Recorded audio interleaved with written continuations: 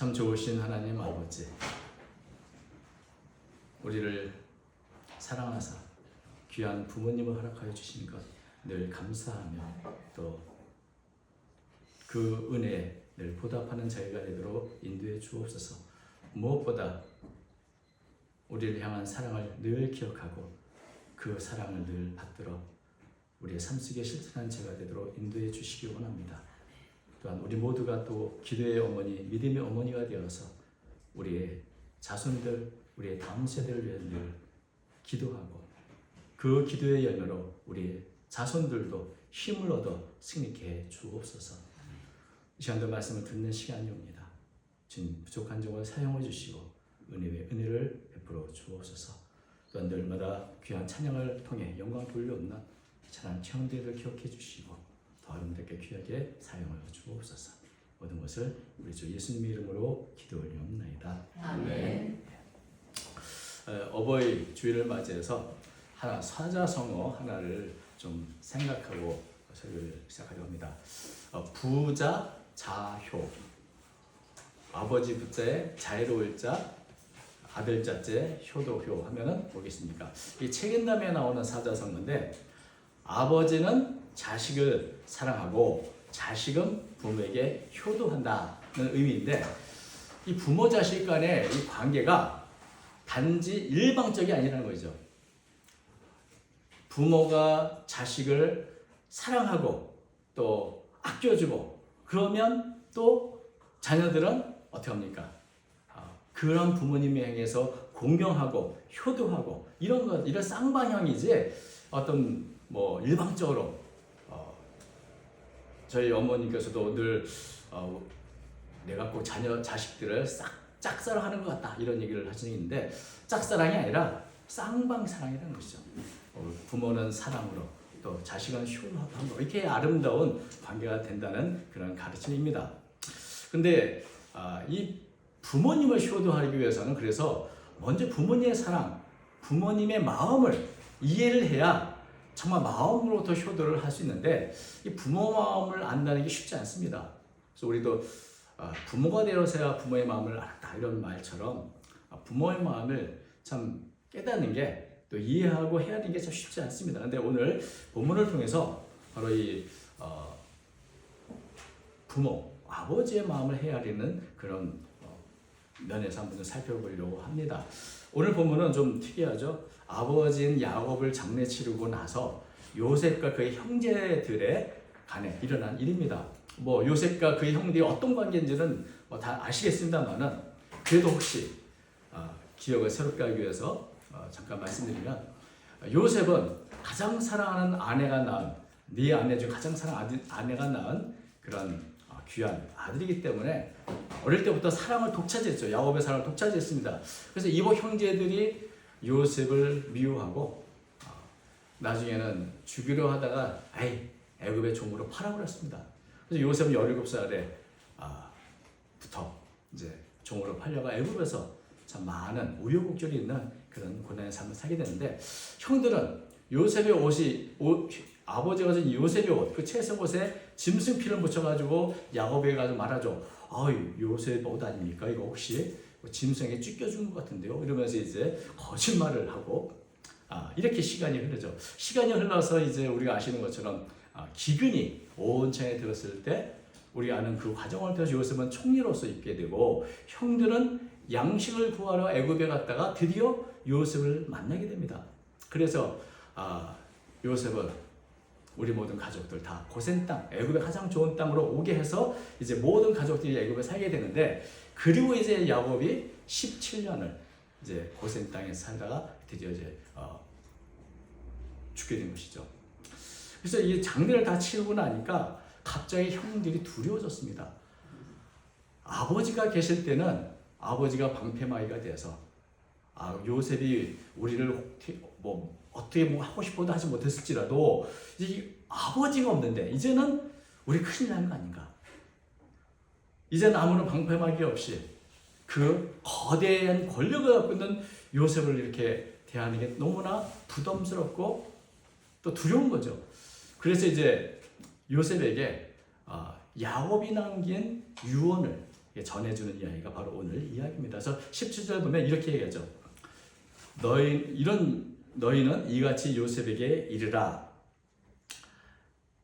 내 형들이 내게 악을 행하실지라도 이제 바라건대 그들의 허물과 죄를 용서하라 하셨나니 당신 아버지 하나님의 종들은 우리 죄를 이제 용서하소서. 이렇게 이제 이것을 다른 사람을 세워서 요셉에게 가서 전하게 합니다. 우리가 흔히 야곱의 유언하면 49장에 나오는 이 12지파가 된 12자녀들을 향한 축복의 예언들을 이제 유언으로 생각하는데, 지금 형들은 여기에 있지 않은 새로운 유언을 지금 요셉에게 알려주고 있는 겁니다. 어디에도 없는 이 야곱이 우리에게 이 말을 전하라고 했던 마지막 유언입니다라고 이제 요셉에게 알려주는 것이죠. 그래서 이제 여러분, 가장 중요한 문제가 뭐냐면, 형들이 말한 야곱의 유언이 진짜일까? 아니면 두려워서 꾸며낸 얘기일까? 여러분, 어떤 분들은 이 유언은 거짓말로 꾸며낸 것 같다고 하는 분들이 있습니다. 왜냐하면 형들이 지금 요셉을 너무나 두려워하는 나머지 피할 길을 찾기 위해서 거짓말할 수 있다 하는 것이죠. 물론 요셉은 형들을 만났을 때부터 뭐라고 그럽니까? 이미 다 지난 날 다 용서했습니다 라고 말하지만, 형들은 늘 그 사건, 자신의 죄로 인해서 늘 두려워하고 또 보복당할 것에 대한 그런 두려움이 있었습니다. 이미 이 사건이 30년도 더 된 이야기입니다. 애굽에서 17년 살았는데, 우리가 아는 것처럼 요셉이 17살에 애굽에 와서 30살에 총리가 됐습니다. 그러면 거기에 13년이 있죠. 그리고 또 총리가 되고 나서도 기르니까 몇 년이 흘렀으니 적어도 30여 년이 되는 오래된 얘기입니다. 그리고 17년 동안 요셉 덕분에 문제없이 잘 살았는데, 형들의 마음은 아직도 이 문제가 해결되지 않았습니다. 그래서 잠언서 28장 1절 보면 악인은 쫓아오는 자가 없어도 도망하는 법이다, 이런 것처럼 늘 양심의 가책 때문에 괴로워하는 모습을 보게 됩니다. 사실은 이게 한두 번이 아니고 자신들이 요셉에게 있던 죄책감 또 보복에 대한 두려움 때문에 창세기 42장 21절부터 22절을 보면, 처음에 곡식을 사기 위해서 애굽에 왔을 때 이제 애굽의 총리인 요셉이 스파이로 몰게 되죠. 그랬더니 그 형들이 인생에서 이런 공룡을 당하니까 어떻게 말합니까? 이렇게 말합니다. 이것은 우리가 요셉에게 한 죄 때문이다. 우리가 하나님 우리를 보복하시는 거고 심판하시는 거, 이런 생각을 했던 것이고, 더 나아가서는 우리가 그의 핏값을 지금 치르게 된 것이다, 이러면서 한탄하는 그런 모습을 볼 수 있습니다. 그러니까 그 말은 이미 오랜 시간이 흘렀지만 형들의 마음은 늘 이런 죄책감 또한 보복에 대한 그런 형벌에 대한 두려움을 갖고 있기 때문에 30년 넘게 평안함을 누리지 못했다는 것을 보여주는 것이죠. 더구나 이제 아버지까지 이제 없는 상황에서 가장 큰 권력을 했던 이 요셉이 우리에게 복수를 해도 우리는 방법이 없다, 이런 생각 때문에 아버지의 이름을 들어 좀 피하려고 이런 거짓말 할 가능성이 있지 않은가, 내 생각을 하는 것이죠. 아버지 이름으로, 아버지 이렇게 했으니 우리 아버지 봐서라도 우리 용서해 주십시오 라고 하는 얘기를 하고 싶은 것이죠. 또 만약에 요셉에게 야곱이 용서하라는 그런 요이라면 왜 형들에게만 말했겠습니까? 살아계실 때 요셉이 직접 만나서 좀 지난 일 잊어버리고 이렇게 하면 좋겠다고 하지 않았을까? 그렇지 않고 요셉이 알지 못하는 유언을 지금 말하는 것은 지금 증명되지 않고 일방적인 형들의 주장일 수밖에 없다, 이렇게 생각하는 겁니다. 어디 이해가 이렇게 그럴듯하죠? 근데 반면에 야곱의 유언이 사실일 가능성, 그것은 야곱의 마음을 좀 헤아려 보는데, 성경에 정확한 기록이 없으면 어떻게 됩니까? 상상을 해야 되는데, 저는 감정이입법을 동원해서 내가 야곱인 것처럼 생각해서 한번 어떨까 한번 생각해 보니, 여러분도 한번 이렇게 성경 없는 어떤 많은 상상력과 또 생각을 좀 해보면 답이 나올 수 있습니다. 여러분, 이복 형제들이 요셉을 팔아넘겼을 때 그때 가장 큰 피해자는 요셉이죠. 그런데 야곱은 피해자가 아닙니까? 사실은 아버지로서 가장 사랑하는 아들을 잃어버린 정말 가슴에 묻은 너무나 큰 비극적인 일이었습니다. 생사를 알지 못하고 시신도 찾지 못한 채 그 찢어진 피 묻은 옷만 가져온 그것이 가슴에 남아서 요셉이 죽었다는 소식을 듣고 야곱은 아주 비통함이 이렇게 말합니다. 창세기 37장 35절 그의 모든 자녀가 위로하되 그가 그 위로를 받지 아니하여 이르되 내가 슬퍼하며 스을로 내려가 아들에게로 가리라 하고 그의 아버지가 그를 위하여 울었다. 나도 요셉 따라 죽을 거야 이러면서 울었다는 거죠. 그러니까 자식이 잃은 아픔을 누구도 이해할 수 없는 고통입니다. 그런데 그 오랜 고통의 시간을 야곱이 지나온 겁니다. 가슴이 묻으면서 남모른 눈물 흘리면서. 그러다 나중에 요셉이 애굽에 아주 잘 살고 있고 총리가 됐더라고요. 그러면서 얘기했을 때 얼마나 기뻤겠습니까? 그때 이런 말하죠. 창세기 46장 3절에 이제 요셉이 오라고 하고 요셉을 가서 직접 만나고 나서 이런 말, 네가 지금까지 살아있고 내가 네 얼굴을 보았으니 지금 죽어도 좋하다. 그러니까 자꾸 죽겠다, 죽어도 좋다는 말은 그만큼 굉장히 큰 그런 표현을 하는 거죠. 그래서 요셉으로 인해서 이제 기뻐하며 야곱은 애굽에서 전 가족이 살아가는데 문제는 야곱이 그 형들이 한 일, 요셉에게 했던 이런 일을 알았을까요? 몰랐을까요?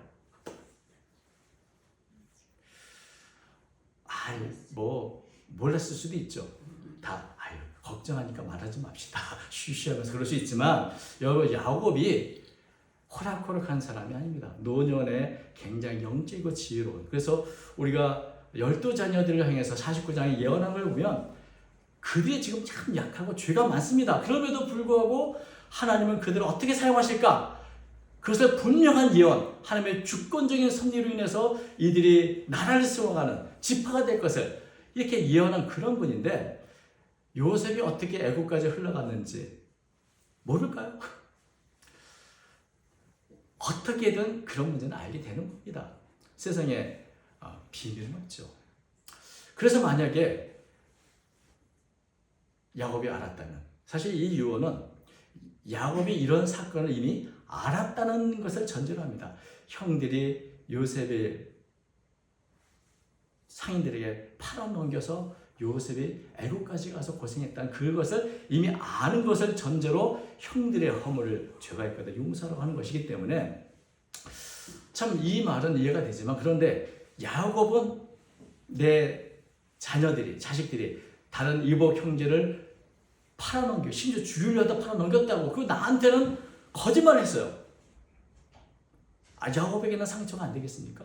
그 사실을 몰랐을 때는 그 요셉이 이런 상처가 있었지만 이제 알고 나서는 내 자식이 나를 이렇게 배신하고 이렇게 나를 기만하고 나를 속였다니 참 모든 게 무너지는 것 같은 그런 마음이 들지 않겠습니까? 그러니까 지금 피해자가 요셉뿐 아니라 야곱도 형들 이 자식들을 용서해 줘야지만 되는 문제죠. 그러면 요셉은 이 자녀들을 용서했을까요? 100% 용서했다고 믿습니다. 왜냐하면 부모는 다 용서하니까요. 부모는 지금 요셉이 살아있는 것만으로 족하다. 과거는 어땠든 내 자식 살아있으니 됐다. 이 정도이고 또 더 나아가서 야곱이 하나님과의 관계에서 굉장히 영적인 사람이 되는데 이 모든 과정이 결국 하나님의 섭리가 있구나. 요셉을 향한 섭리였고 우리 가정을 위한 섭리구나 생각하니 하나님의 뜻을 이룬 그 모든 것을 받아들이는 과정에서 야곱은 이런 것들은 다 잊어버릴 수 있고 용서할 수 있었을 겁니다. 그렇지 않을까요? 그런데 이것을 요셉에게 직접 나도 용서했으니 너도 용서해라 라고 살아있을 때 말하기가 쉽지 않습니다. 요셉이 지금 얼마나 많은 상처가 있을지 그것을 잘 극복해 오는데 다시 이전의 상처를 다시 드러내는 것은 아니고 여러 가지 고민이 있었을 것이 분명합니다. 그러기에 어떤 면에서는 죽기 전에 혹시 네가 마음이 아직도 안 그릴 거다. 형들 다 용서해라. 그리고 형들한테는 내가 이 말 하고 죽었다고 고쳐내라. 이렇게 말할 가능성이 있지 않을까. 저라면 그랬을 것 같다는 거죠. 만약에 우리 자녀들이 그런 문제가 있다면 내가 죽고 나서도 화목하고 문제가 없기를, 그게 바라는 게 부모 마음이요 아버지의 마음 아니겠습니까? 이런 비슷한 경우를 탕자의 비유에서도 볼 수 있습니다. 집안 재산 다 허랑방탕하게 탕진한 둘째 아들이 들어왔을 때 아버지는 무조건적으로 받아주고 용서하고 심지어 잔치까지 벌여줍니다. 그런데 형은 동생을 어떻게 대합니까? 용서하기도 싫고 받아주기도 싫습니다. 우리 재산을 다 허랑방탕하게 낭비한 이 아들 왜 받아줘? 무슨 잔치가 뭐 이렇게 말했을 때 아버지가 뭐라고 말합니까? 누가복음 15장 32절, 이 네 동생은 죽었다가 살아났으며 내가 잃었다가 얻었기로 우리가 즐거워하고 기뻐하는 것이 마땅하다 하니라. 여기서도 아버지는 상처가 없겠습니까? 내가 죽기 전에 내 유산 달라고 했던 이 참 망나니 같은 아들이요 재산을 다 탕진하고 왔지만 아버지의 마음은 용서하고 받아주고, 형도 그런 마음으로 나와 함께 우리가 함께 이 동생 받아주고 환영하고 그게 마땅하다. 이게 바로 아버지의 마음이 아니겠습니까? 부모가 가장 바라는 게 뭡니까? 형제간의 화목이죠. 서로 헛물이 있어도 용서하고. 그럴 때 가장 많이 쓰는 말이 뭡니까? 지는 게 이기는 거야. 우리 부모님들 늘 그 말 하는 게 왜 그렇겠습니까? 잘잘못 따져야 상처만 더 나고 분열이 되니 그냥 덮어주고 웬만하면 이렇게 용서해주고 하나가 되자, 이런 얘기를 하는 거 아니겠습니까? 어느 부모가 자식들이 원수지고 복수하고 서로 싸우는 부모가 하나라도 있겠습니까? 그래서 야곱은 직접 요셉에게 이 말을 하지 못했을지라도 그런 마음을 늘 갖고 있었고, 죽기 전에 내가 이 말을 한마디 하고 내가 꼭 하겠다, 이것이 야곱의 마음이 아니었을까라고 저는 생각해 봅니다. 그리고 무엇보다 요셉의 형들이 예전의 형들이 아니에요. 요셉을 팔았을 때 그 철부지가 아니에요. 수많은 인생의 격량 속에서 하나님 통해 변화된, 그래서 무슨 일이 생기면 이게 우리가 요셉에게 진 죄 때문에 그런 것 같아 이러면서 가슴 아파하고 그 일이 사무쳤던 사람들입니다. 이렇게 변화된 이 요셉의 형들이기 때문에 지금도 또 아버지 이름 팔고 하나님 이름 팔아가지고 속여서 거짓 유언을 전했다, 저는 그렇게 믿고 싶지 않습니다. 그래서 여기 표현을 보면 당신 아버지 하나님의 종들인 우리 죄를 이제 용서서, 그러니까 우리도 참 연약하고 부족한데 우리도 당신 믿는 하나님의 종들입니다, 이렇게 얘기하는 거죠. 예전에 참 우리가 철부지 없고 우리가 정말 못할 짓을 했었지만 지금은 이제 하나님의 종들이 됐는데 이제 우리 죄를 용서해달라는 이런 요청을 하는 것을 보게 됩니다. 만약에 거짓말로 이 유언을 했다면 그건 하나님께 더 큰 죄를 짓는 것이 아니겠습니까? 그죠? 그래서 저는 야곱의 유언이 실제 사실이라고 저는 생각합니다. 또 그 이유 중에 하나가 이 이야기를 듣고 아버지 야곱이 이런 유언을 했습니다. 그래서 우리 용서하달라는 얘기를 듣고 요셉이 어떻게 합니까? 요셉이 그들이 그에게 하는 말을 들을 때 울었더라. 또 여기서 왜 울었을까?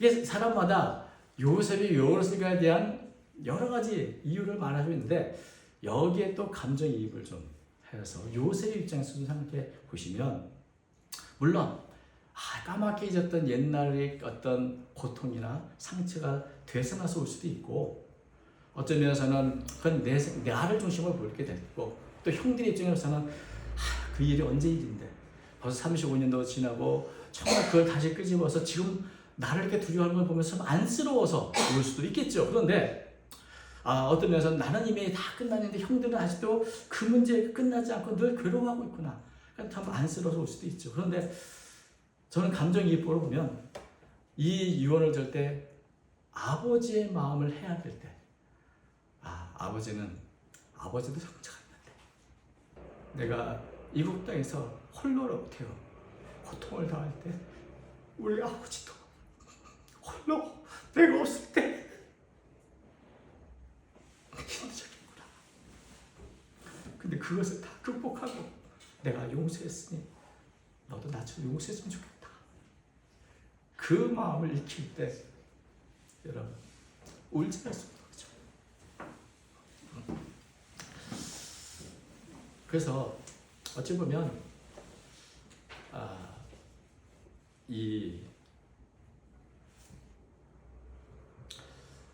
그렇게 야곱의 마음을 아버지의 마음을 헤아려 보니 울면서 이제 있을 때 형들이 찾아옵니다. 요셉이 그 얘기 듣고 울더라. 이 얘기를 듣고 이제 직접 찾아와서 이제 말하죠. 우리는 당신의 종이니 용서하십시오. 이렇게 이제 말할 때 그때 형들에게 요셉이 하면 뭡니까? 내가 아버지 유언 때문에 내가 참을게요. 이렇게 말합니까? 내가 아버지 유언 두고 다 용서합니다. 아버지 유언이니까 내가 순종해야죠. 다 용서하니 걱정 마세요. 이렇게 말하는 게 아니죠. 19절 보니까 이렇게 말합니다. 요셉이 그들에게 이르되 두려워하지 마소서. 내가 하나님을 대신하리이까. 형들을 용서한다고 말하는 게 아니라 내가 어떻게 하나님을 대신합니까? 내가 어떻게 용서하고 용서하는 그런 존재가 난 아닙니다. 여러분, 죄에 대한 용서가 내가 하는 게 아니라 하나님이 하시는 것이고 그 권한이 하나님께 있는 것이고 복수도 하나님이 하시는 거고 내가 어떻게 하나님의 자리에서 그걸 할 수 있겠습니까? 그 용서한다는 그 말하는 것 자체도 이거는 있어서는 안 되는 말인 것이죠. 그러니까 앞으로도 다시는 용서에 끝내지 말라는 겁니다. 왜냐하면 나는 그래 용서할 수 있는 권한 있는 사람이 아니에요. 나는 이미 그 문제가 아니에요. 라고 이제 형들에게 대해서 내가 정말 가해자고 피해자고 내가 용서할 그런 위치가 아니고 어떤 면에서는 그것은 오직 하나님이 하신 일이고 또 하나님의 마음을 헤아리니 하나님께서 이 모든 걸 통해서 얼마나 아주 놀라운 역사를 이루시고 그 뜻을 이루셨습니까? 20절 보니까 당신들은 나를 헤아려 하였으나 하나님 그것을 선으로 바꾸사 오늘같이 많은 백성의 생명을 구원하게 하시려 하셨나니 이렇게 말하죠. 그러니까 야곱의 마음을 헤아려 보니 형들과 화목하게 지낸 것이 얼마나 귀한 일인가를 생각하고 또 한편은 하나님의 마음과 하나님 하신 일을 내가 생각해 보니 형들이 하는 일이 결국은 합력해서 선을 이루지 않았습니까? 하나님 뜻을 이루게 되지 않습니까? 결국 그렇게 해서 내가 애굽에 왔고 총리가 됐고 수많은 생명을 살리는 일을 내가 하게 되지 않았습니까? 그러니까 이 모든 게 결국 크고 작은 일 서로가 감당할 일이 있을지 모르지만 결국 하나님의 뜻을 이루는 하나님의 섭리를 이루는 방식이 됐어요. 이것을 하나님은 사용하셨습니다라고 하는 고백을 하는 것이죠. 여러분 우리가 참 용서라는 것도 그렇고 다른 사람을 받아주는 것도 우리의 마음을 좀 키워서 하나님의 섭리, 하나님의 뜻 그래서 우리가 이해하면 마음으로부터 그걸 받아주게 되는 것이죠. 형들이 나한테 하는 것은 마음이 상한 일이지만 그 한 면은 그렇지만 전체적인 것을 바라보면 그 안에 하나님의 섭리가 있고 역사가 있어서 겨우 이런 일을 통해서 이걸 하시는구나 이해할 때 형들이 하는 것들이 그것도 하나님이 한 방법이니 그걸 내가 받아들일 수 있게 되는 마음이 되는 거죠. 그게 바로 진정한 용서인 겁니다.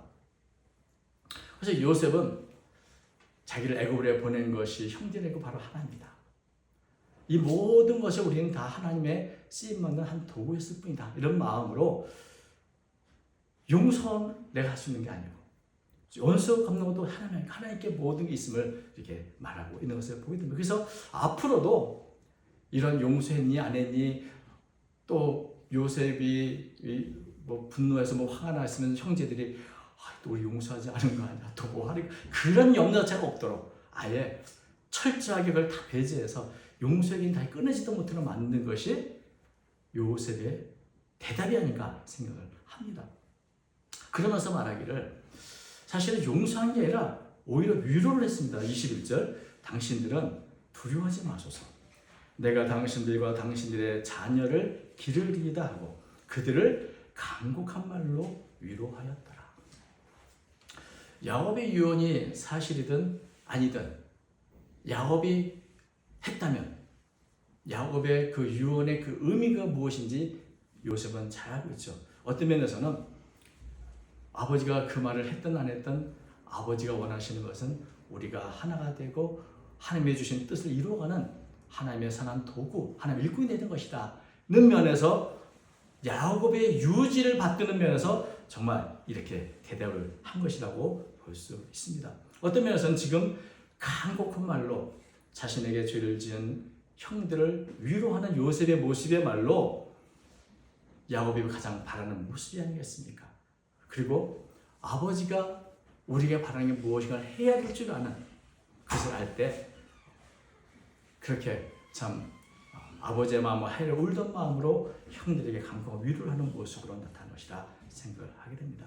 그래서 자식의 마음을 헤아리는 데서 사랑이 나오고 부모의 마음을 헤아리는 데서 효심이 나온다. 그리고 하나님의 마음을 헤아리는 데서 진정한 믿음이 나온다라고 저는 생각합니다.